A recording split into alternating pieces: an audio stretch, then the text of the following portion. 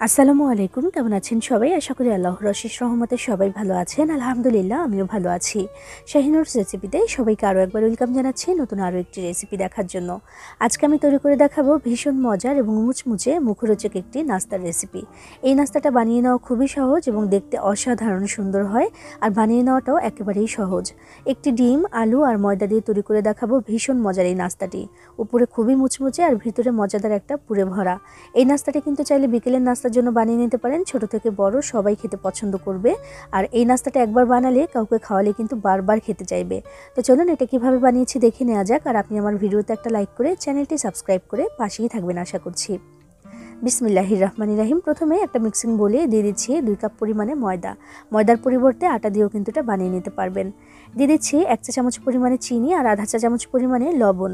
এরপর দিয়ে দিচ্ছি 2 টেবিল চামচ পরিমাণে সয়াবিন তেল। এবার সব কিছু একসাথে ভালো মতো মিশিয়ে নিতে হবে। এই তেলের সাথে ময়দাটাকে যত ভালো করে মিশিয়ে নিতে পারবেন, নাস্তাটাও কিন্তু ততটাই বেশি মুচমুচে হবে।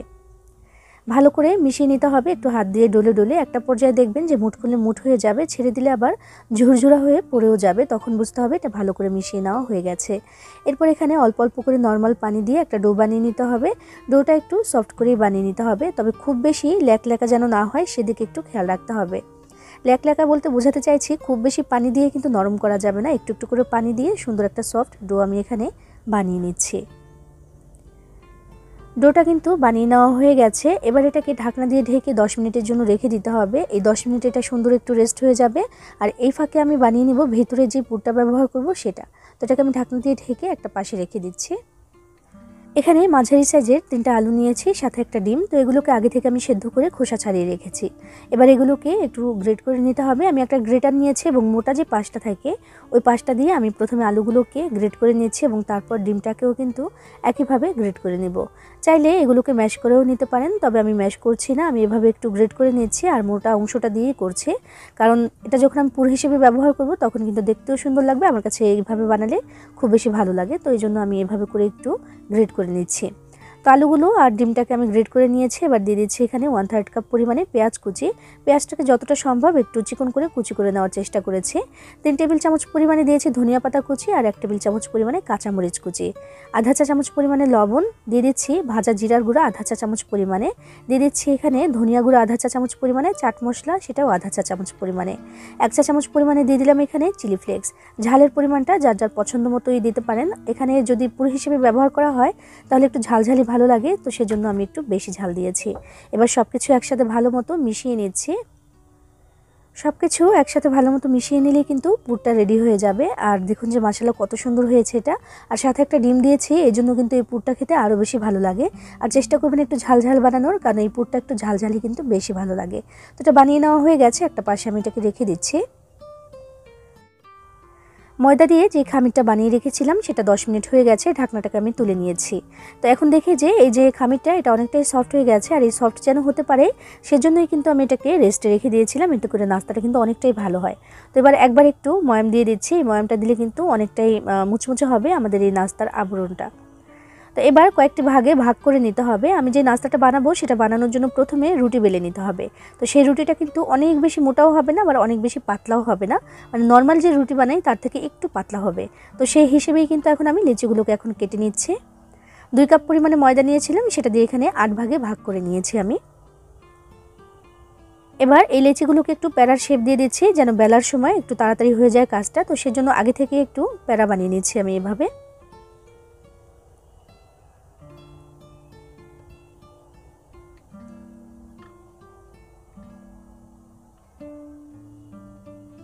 সবগুলো প্যারা বানিয়ে নেওয়া হয়ে গেলে আমি একটা প্যারা বাইরে রেখে বাকিগুলোকে ঢাকনা দিয়ে ঢেকে রেখে দেবো, যেন ড্রাই হতে না পারে বাতাস লেগে। তো সেই জন্য ঢাকনা দিয়ে ঢেকে আমি রেখে দিলাম। একটা প্যারা এখানে নিয়েছি। এবার কিছুটা পরিমাণে ময়দা ছিটিয়ে দিয়ে একটা রুটি বেলে নিতে হবে। আগেই বলেছি রুটিটা কিন্তু অনেক বেশি মোটাও হবে না, আবার একেবারেও পাতলা হবে না। আমি দেখাচ্ছি কেমন হবে।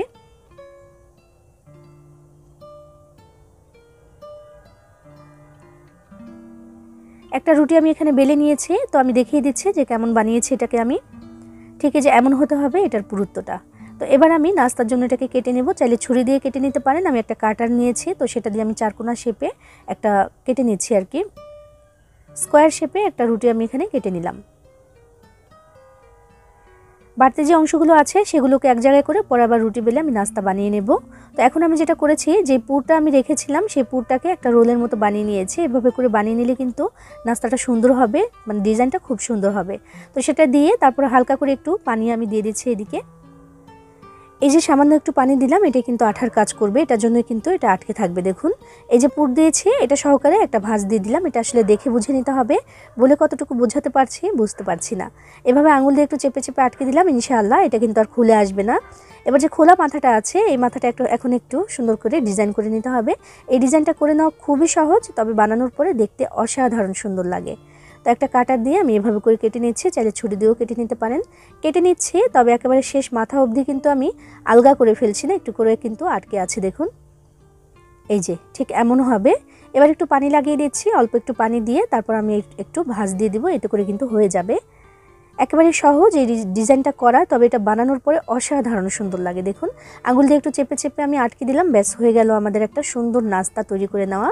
একইভাবে এই সুন্দর ডিজাইনটা করে আমি সবগুলো নাস্তা এখন বানিয়ে নেব। দেখতে পাচ্ছেন যে মাশাআল্লাহ কতটা সুন্দর হয়েছে, ভাজার পরে কিন্তু আরও বেশি সুন্দর হয়। তো বেশ অনেকগুলো নাস্তা আমি বানিয়ে নিয়েছি। নাস্তাগুলোকে আমি এখন ভাজার জন্য চলে যাচ্ছি, আর আগে থেকে তেল গরম হতে দিয়ে দিয়েছিলাম। বিসমিল্লাহির রহমানির রহিম। একে একে গরম তেলের মধ্যে আমি নাস্তাগুলোকে দিয়ে দিয়েছি, যে কয়টা একবারে দেওয়া যায়। আর চুলার আঁচটাকে হাই হিটে করে দিয়ে তারপরে কিন্তু আমি তেলটাকে গরম করেছি, এবং তারপরে তেলটা যখন গরম হয়ে গেছে তখন আমি চুলার আঁচটাকে মিডিয়ামে করে দিয়েছি। তো নাস্তাটা দেওয়ার কিছুক্ষণের মধ্যেই দেখবেন যে ভেসে উপর দিকে চলে আসবে, আর এটা কিন্তু বেশ খানিকটা ফুলবে। আস্তে আস্তে চুলার আঁচটাকে মিডিয়ামে রেখে কিন্তু নাস্তাগুলোকে ভাজতে হবে, এতে করে ভেতর থেকে সুন্দর করে কিন্তু ভাজা হবে। যেহেতু আমি দুইটা ভাজ দিয়েছি এখানে, তাই ভেতর থেকে কিন্তু খুব সুন্দর হয়ে ভাজা হতে হবে। তো সেজন্যই কিন্তু চুলার আঁচটা খুব বেশি বাড়িয়ে দিচ্ছি না আমি। একটা পাশ যখন মাত্র একটু ভাজা হবে ভাব হয়েছে, তখনই কিন্তু আমি এগুলোকে একটু উল্টে দিচ্ছি। বেশ কয়েকবার করে, প্রায় 3 থেকে 4 বার করে এগুলোকে উল্টে পাল্টে সুন্দর করে তারপর ভেজে নিতে হবে। আর ততক্ষণে সুন্দর একটা কালারও চলে আসবে, আর একদম মুচমুচেও কিন্তু হয়ে যাবে।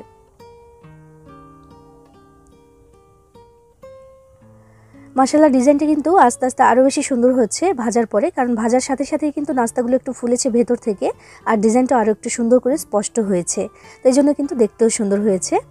সুন্দর একটা কালার চলে এসেছে, আর ভাজাও হয়ে গেছে। এবার আমি তেল থেকে ছেঁকে নাস্তাগুলোকে তুলে নিয়েছি, আর বাকি যে নাস্তাগুলো সেগুলোকে একইভাবে ভেজে তারপর তুলে নিয়েছি। এরই সাথে তৈরি করে নেওয়া হয়ে গেল ভীষণ মজার একটা মুচমুচে বিকেলের নাস্তার রেসিপি। এই নাস্তাটা একবার কাউকে বানিয়ে খাওয়ালে কিন্তু বারবার রিকোয়েস্ট আসবে আরও একবার বানিয়ে দেওয়ার জন্য, কারণ উপরের যে আবরণটা এটা কিন্তু অনেক বেশি মুচমুচে হয়, আর ভেতরে ভীষণ মজার একটা পুরে ভরা থাকে। এটা ছোট থেকে বড় সবাই খেতে পছন্দ করবে। আপনিও চাইলে কিন্তু বিকেলবেলা চায়ের সাথে খাওয়ার জন্য এটা বানিয়ে নিতে পারেন, ভালো লাগবে আশা করছি। সবাই ভালো থাকবেন, সবার জন্য সবাই দোয়া করবেন। আল্লাহ হাফেজ।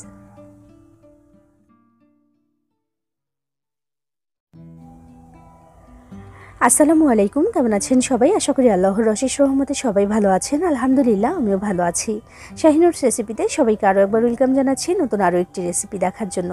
আজকে আমি আপনাদের সাথে শেয়ার করব ভীষণ মজার মুচমুচে এবং মুখরোচক একটি নাস্তার রেসিপি। এই নাস্তাটা বানিয়ে নেওয়া খুবই সহজ, আর খেতে কিন্তু অসাধারণ। চটপটা টাইপের ঝালঝাল এই নাস্তাটা বানিয়ে নেওয়ার জন্য আজকে আমি ব্যবহার করব আটা, ডিম আর আলু। আর এই নাস্তাটা কিন্তু ছোট থেকে বড় সবাই খেতে পছন্দ করবে, বিকেলবেলা চায়ের সাথে কিন্তু খেতে অসাধারণ লাগবে। তো চলুন এই নাস্তাটা কীভাবে বানিয়েছি সেটাই দেখে নেওয়া যাক। আর আপনি আমার ভিডিওটাতে একটা লাইক করে চ্যানেলটি সাবস্ক্রাইব করে পাশেই থাকবেন আশা করছি। বিসমিল্লাহির রহমানির রহিম। প্রথমে একটা মিক্সিং বোলে নিয়ে নিচ্ছি আমি 2 কাপ পরিমাণে আটা। আটার পরিবর্তে কিন্তু ময়দা দিয়েও বানিয়ে নিতে পারেন। এরপর এখানে দিয়ে দিচ্ছি আধা চা চামচ পরিমাণে লবণ আর 1 চা চামচ পরিমাণে চিনি। চিনিটা দেওয়ার কারণে কিন্তু স্বাদের ব্যালেন্সটা অনেকটাই ভালো লাগবে। তো এরপর আমি এখানে দিয়ে দিচ্ছি 2 টেবিল চামচ পরিমাণে সয়াবিন তেল। এবার সব কিছু একসাথে ভালো মতো মিশিয়ে নিতে হবে। তেলটাকে আটার সাথে ভালো মতো আমি মিশিয়ে নিচ্ছি, হাত দিয়ে একটু ঘষে ঘষে মিশিয়ে নিতে হবে। যত ভালো করে মিশে যাবে এটা কিন্তু ততটাই মুচমুচে হবে। তো আমি মিশিয়ে নিয়েছি। এবার এখানে আমি অল্প অল্প করে পানি দিয়ে একটা ডো বানিয়ে নিচ্ছি। পানিটা কিন্তু একবারে দেওয়া যাবে না, অল্প অল্প করে দিয়ে একটা ডো বানিয়ে নিতে হবে। ডোটা হবে একটু সফট।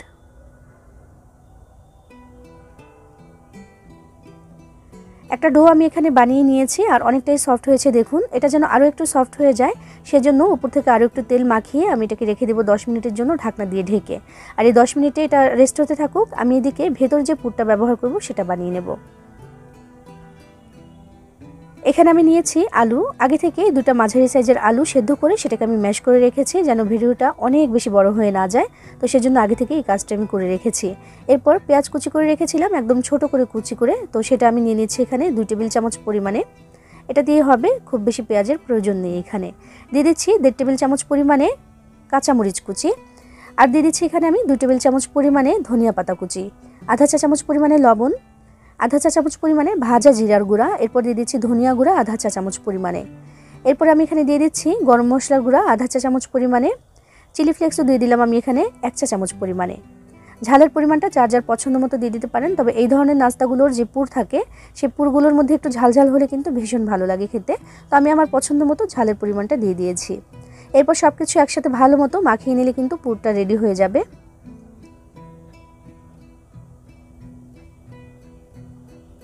মাখিয়ে নেওয়া হয়ে গেলে লবণটা একটু চেক করে নিতে পারেন যে ঠিকঠাক আছে কিনা। তো আমি যেটা করব, আমি 2 ভাগে ভাগ করে রাখছি। কেন রাখছি সেটা একটু পরে আমি বলে দিচ্ছি। 2টা ভাগে আমি ভাগ করে রেখে দিলাম। এদিকে যে খামিরটা বানিয়ে রেখেছিলাম সেটা কিন্তু 10 মিনিট হয়ে গেছে। তো এটা আরও একটু সফট হয়ে গেছে, যেহেতু আমি রেস্টে রেখে দিয়েছিলাম উপর থেকে একটু তেল মাখিয়ে, তো এটা কিন্তু অনেকটাই সফট হয়ে গেছে। আরও একবার একটু ময়াম দিয়ে দিতে হবে, আমি একটু ময়াম দিয়ে দিচ্ছি। ময়াম দেওয়া হয়ে গেলে এটাকে আমি 2 ভাগে ভাগ করে নিচ্ছি। আমি 2 কাপ পরিমাণে আটা নিয়েছিলাম, তো সেটা দিয়ে আমি 2 ভাগে ভাগ করে নিচ্ছি, মানে 2টা রুটি বেলে আমি তারপর নাস্তাগুলো বানিয়ে নেব। তো 2টা ভাগের জন্য কিন্তু আমি যে পুরটা বানিয়েছিলাম সেটা আমি 2 ভাগ করে রেখে দিয়েছি। লেচিগুলো দিয়ে আমি 2টা পেড়া বানিয়ে নিচ্ছি এখানে। আর যেহেতু আমি 2 কাপ পরিমাণে আটা নিয়েছিলাম আর খামিরটা বানানোর পরে 2 ভাগে ভাগ করে নিলাম, তার মানে এক একটা ভাগে 1 কাপ পরিমাণে আটা আছে। আর রুটিগুলো যে বেলে নেব নাস্তার জন্য সেগুলো কিন্তু বেশ খানিকটা বড় সাইজের হবে। তো একটা প্যারা আমি এখানে নিয়ে নিচ্ছি, আর একটাকে ঢাকনা দিয়ে ঢেকে রেখে দিতে হবে যেন ড্রাই হতে না পারে। আর এখানে একটু আটা বা ময়দা ছিটিয়ে নিতে হবে, আমি একটু আটা ছিটিয়ে নিয়েছি রুটিটা বেলার সুবিধার্থে। একটু বড় সাইজের রুটি বেলে নেব আমি এখানে। অনেক বেশি পাতলা করার দরকার নেই বা অনেক বেশি মোটা করারও দরকার নেই। নর্মালি আমরা যে রুটি বানাই সেই রুটিটা যেমন থাকে পুরুত্ব তেমন হলেই কিন্তু চলবে। মাশাআল্লাহ অনেক বড় সাইজের একটা রুটি কিন্তু আমি এখানে বেলে নিয়েছি, আর যে পুরুত্বটা একটু দেখিয়ে দিলাম। এবার যেটা করব, আমি যেই পুরটা বানিয়ে রেখে দিয়েছিলাম 2 ভাগে ভাগ করে রেখেছিলাম সেই আলুর পুরটা একটা ভাগ আমি এখানে নিয়ে নিলাম। নিয়ে এইভাবে করে পুরো রুটিটার মধ্যে ছড়িয়ে দিতে হবে। পুরো রুটিটা বলতে কিনারের যে অংশগুলো, একদম সাইডের যে অংশগুলো সেগুলো বাদ দিয়ে দিতে হবে। একটু দেখাচ্ছি আমি। ঠিক এইভাবে করে মাঝখানে এইভাবে ছড়িয়ে দিতে হবে এই পুরটা। এবার এক পাশ থেকে আমি এভাবে করে ভাঁজ দিয়ে আসছি, একটু দেখে বুঝে নিতে হবে। এটা আলতো করে ধরে এই কাজটি করতে হবে যেন আবার খুব বেশি লুজ থেকে না যায়, একটু টাইট করে পেঁচিয়ে আসতে হবে একটা পাশ থেকে। দেখুন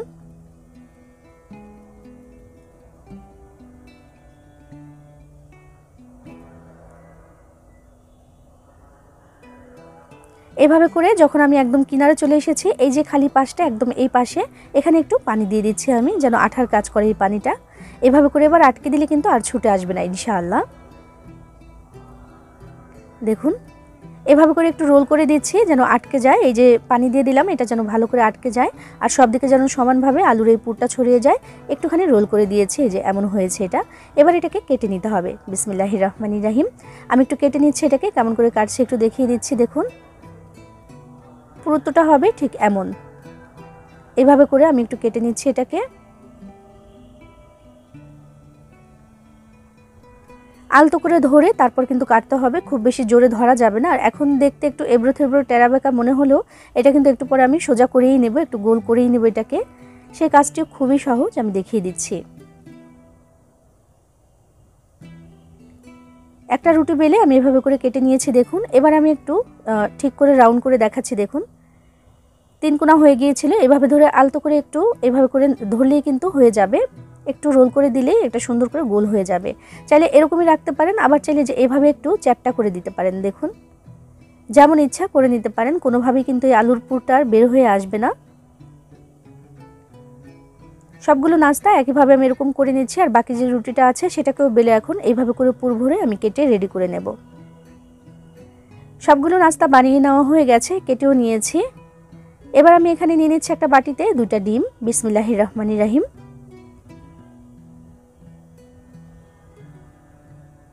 2টা ডিম নিয়ে নেওয়ার পরে এখানে দিয়ে দিচ্ছি 1 চিমটি পরিমাণে লবণ। এবার ভালো মতো ফেটে নিতে হবে।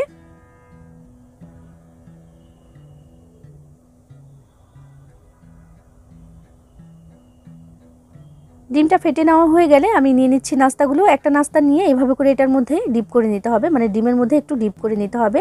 এই ডিপটা করার কারণে কিন্তু এই যে আলুটা দিয়েছি সেটা বেরো হয়ে আসবে না, আর খেতেও অসাধারণ লাগবে। বিসমিল্লাহির রহমানির রহিম। চুলা আমি আগে থেকে তেল গরম হতে দিয়েছিলাম।